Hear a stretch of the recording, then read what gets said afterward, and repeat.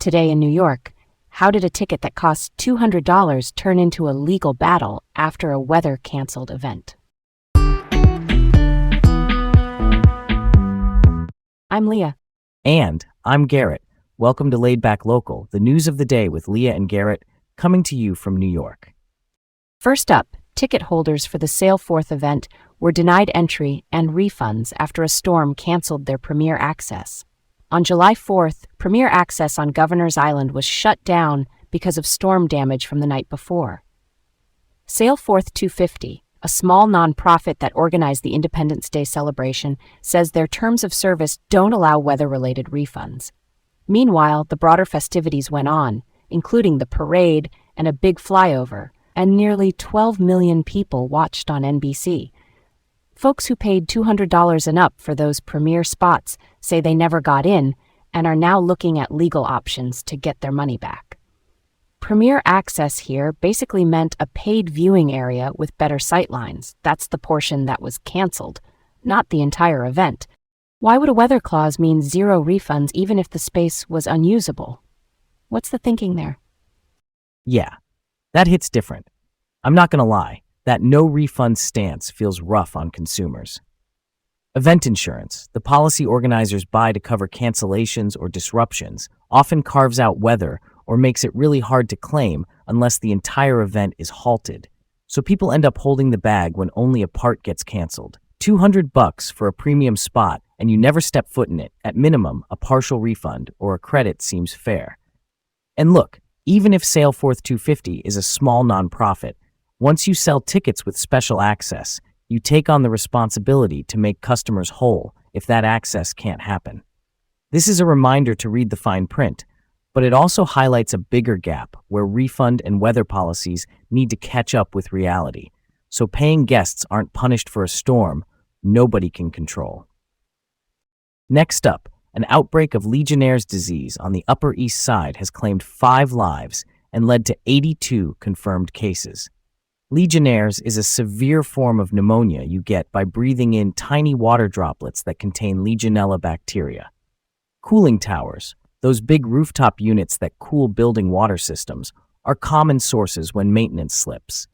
The city's health department said affected towers were cleaned and disinfected, and more than 10 days have passed without new reported cases, which is a hopeful sign.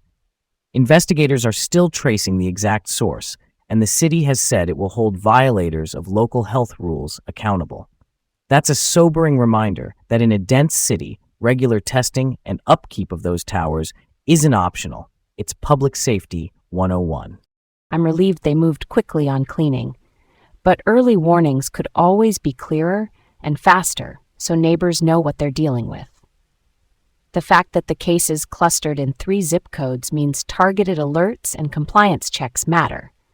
I'm also hearing the City Council is pushing ideas like a Legionnaire's hotline, a dedicated phone line for questions and reports, and that could help bridge the information gap in real time. Why do these towers become risky in the first place? Warm, stagnant water plus poor maintenance is a bad combo, and the bacteria thrive there. Real talk, prevention is far cheaper than an outbreak. Inspections and transparent reporting need to be routine, not reactive. Next up, an unlicensed Bronx practitioner admits to a fatal mistake after a woman died following an anti-aging treatment. On July 19th, at the Bereshit Lifestyle Center in Kingsbridge, Luis Rojas Cabrera gave Elizabeth Barron an intravenous infusion of NAD+, which stands for nicotinamide adenine dinucleotide. It's a compound our cells use for energy, but as an IV anti-aging treatment, its safety and effectiveness are not well proven. Barron went unconscious immediately and was later pronounced dead at New York Presbyterian Allen Hospital. Cabrera told police he made a big mistake. He's charged with reckless endangerment and unauthorized practice, and he wasn't licensed to practice in New York. He only had an esthetician license here, which covers cosmetic skin services, not medical procedures. He's claimed doctor credentials from the Dominican Republic and said he holds a physician assistant license in Puerto Rico, but none of that is a New York medical license. The clinic is currently closed. That's devastating, and it's exactly why medical licensing exists.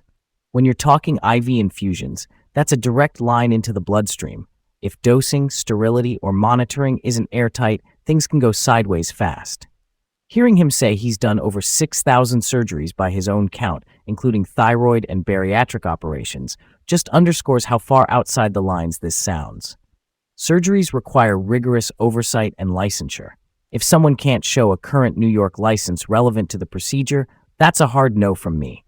The popularity of anti-aging shortcuts, honestly, creates openings for risky actors. Bottom line, credentials and supervision aren't paperwork for the sake of it. They're the guardrails that keep patients safe. Next up, a New York City man has been charged with arson after a fireworks attack at the immigration court downtown. Prosecutors say 43-year-old Andrew Arabaka, an Army veteran who's currently unemployed and living in his car, set off fireworks outside 26 Federal Plaza on July 20th, starting a fire. That building houses the city's largest immigration court. According to the complaint, he was arrested on scene, yelling derogatory statements about ICE, the federal immigration agency. The government argues he's a danger to the public and a flight risk.